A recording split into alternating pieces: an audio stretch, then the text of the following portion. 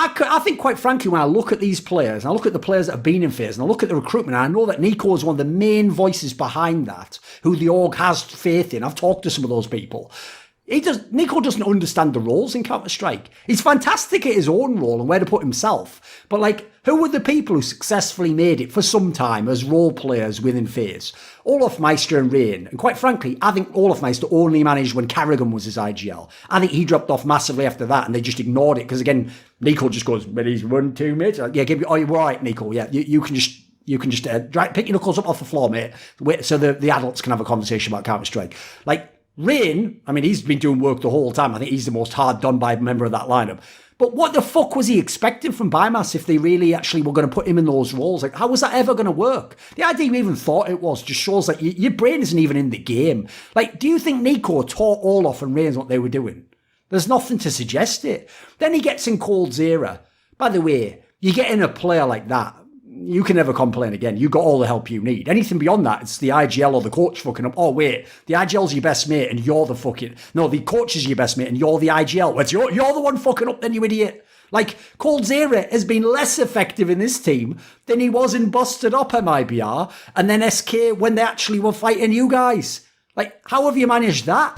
So you know what, NiKo? I ain't here to be your friend, Margie. I showed you that back in the day when you were in that NiKo Sports, when I showed you a few things about the game that came mightily true, didn't they? Where are those teammates who you're defending, by the way? You want to bring those into FaZe, do you fuck? But I'm here to stage an intervention for you, my boy, because this is going to ruin your career. You've wasted 2 years of your prime. It's not even taken for granted that you get more than 2 or 3 years of a prime. You're wasted 2. You've maybe wasted half of it already, mate. So are you going to waste more, or are you just going to bite the bullet, learn the lessons, make the changes necessary, either go somewhere else or bring other people into FaZe and make a team that can make you a great player, because there's still time to turn it all around. Look at Device, he wasted a few years of his potential prime. Since then, he's the biggest winner in the history of this game. It's never too late to turn it around, so you can still do it. Because you know the thing, I actually relate to NiKo on a level, which is this. I can respect the stubborn idea that he knows a lot about the game from his role and his perspective and how to be the best himself. And so initially, people come to him and tell him otherwise. He's going to be like, well, listen, I have to understand what's going on. I have to agree with it. Otherwise, I'm not just going to take it from faith that you've told me that. I'm going to try what I'm going to try.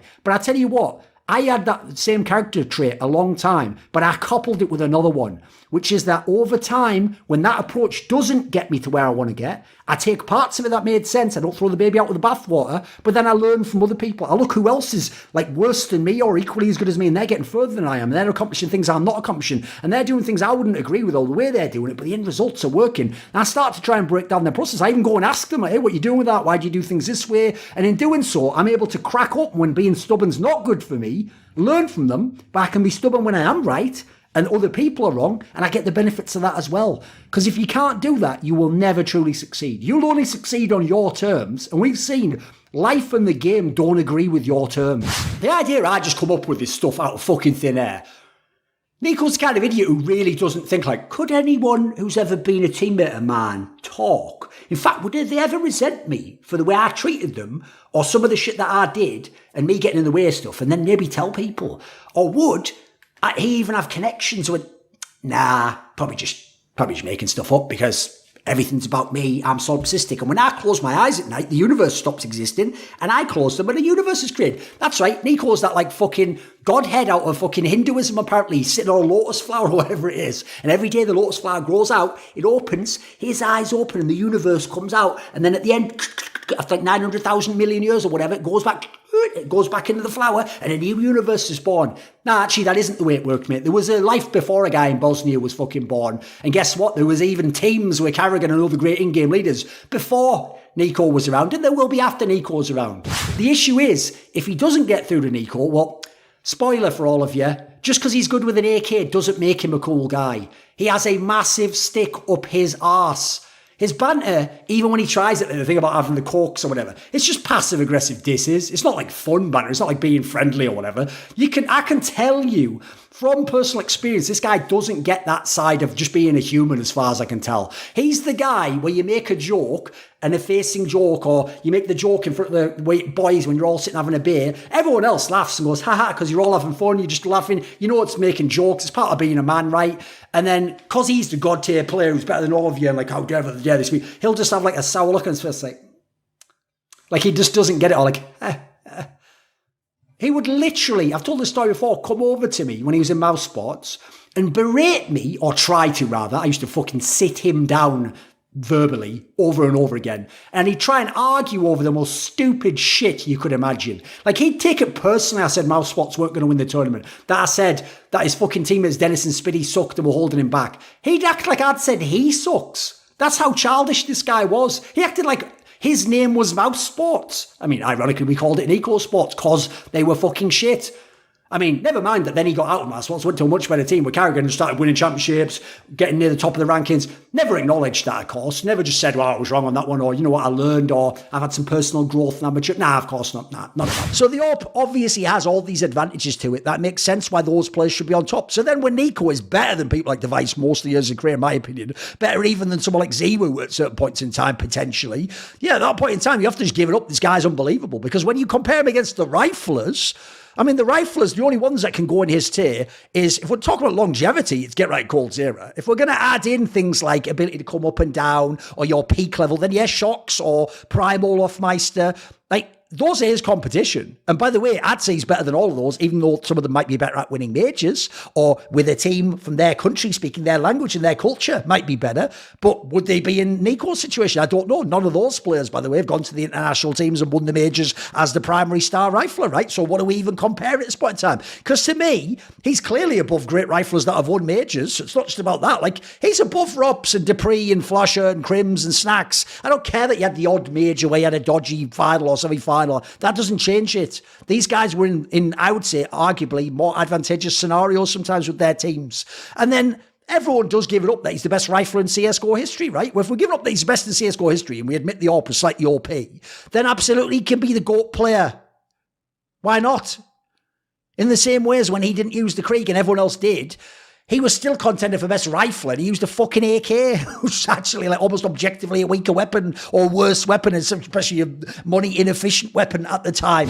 Now, I will say I do think he has mismanaged his career, which has denied him the chance to be in the proper GOAT conversation or to be the GOAT itself. Like, I think he stayed in Mousesports for too long and then he stupidly covered for bad teammates when he should have just it's not that he should have defended them or said they were trash. He should just let people do what they were going to do. And if you haven't noticed, you might not like people like me, but I'm brilliant at getting bad players out of your teams, mate, and making sure fans know that they're bad players and that they're the players that need to go. So you got to let us do our thing at certain times. Then there was obviously the Karrigan issue in FaZe. The grass isn't always greener. You might think I had problems with Karrigan and then I couldn't get these other ones. Yeah, but you could have had Karrigan the whole time. And you know what? Oh yeah, but like, how could I have known that then I'd have well, that's your problem. You had him. The joke was when you kick Karrigan and less fucking Glaive or like maybe one other name's walking through that door, maybe for an idiot like some of these people fallen, I don't fucking know.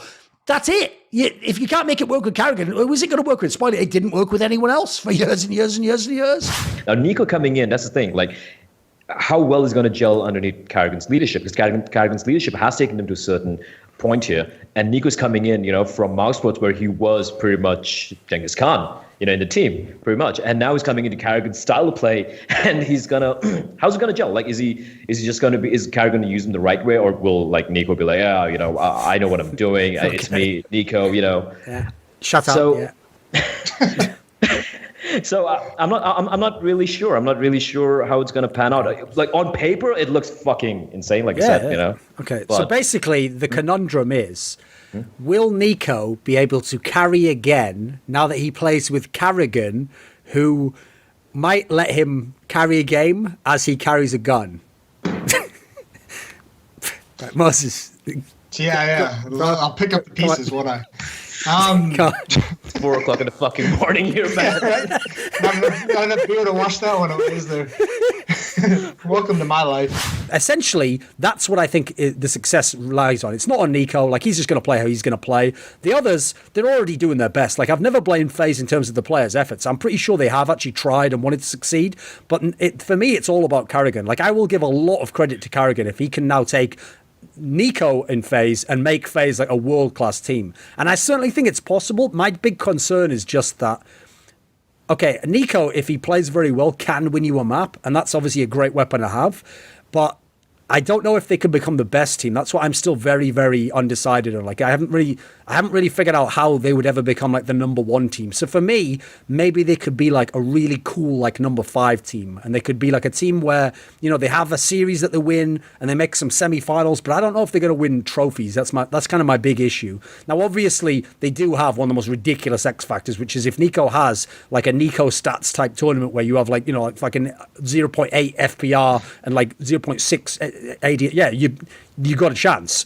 But I don't want to bet on either side of that at the moment. I just want to say they're probably going to be better, and I'm glad NiKo's got a good team. And I'm just not. This is one where I'm not all in on it, you know.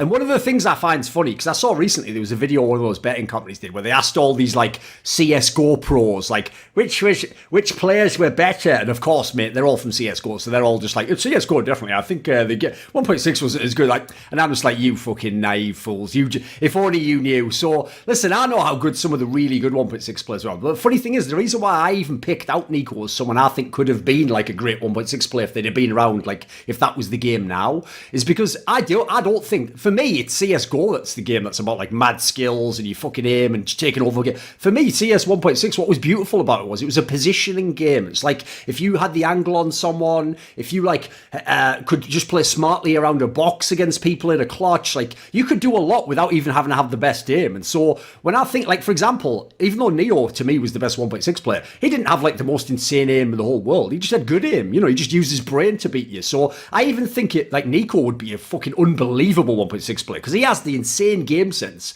but then he has got like the Forest type aim. Like he could have been an amazing 1.6 player, right? Oh yeah, definitely. The movement, the game sense, the awareness of everything that's going on around him, it's absolutely amazing. Like it feels like he's just suiciding sometimes more than I'm used to, where it's almost like he just thinks he has to be an entry fragger in the traditional sense. But what was so phenomenal about NiKo for the last 15 months is that he was doing it with so much more finesse. And it feels like now he's gotten just worse at it all of a sudden. And I want to just think it's just, you know, all these other circumstances, but you know, I fear it could be something worse. I fear he could be losing focus for some reason outside the game that doesn't have to do with just the fact that he's in-game leading or Xtaz isn't behind them during the not Pro League, Katowice playoffs. You know, like if there's something else that's perturbing NiKo right now, I'm really worried because it's really tough to see like the opening signs of someone perhaps falling from grace.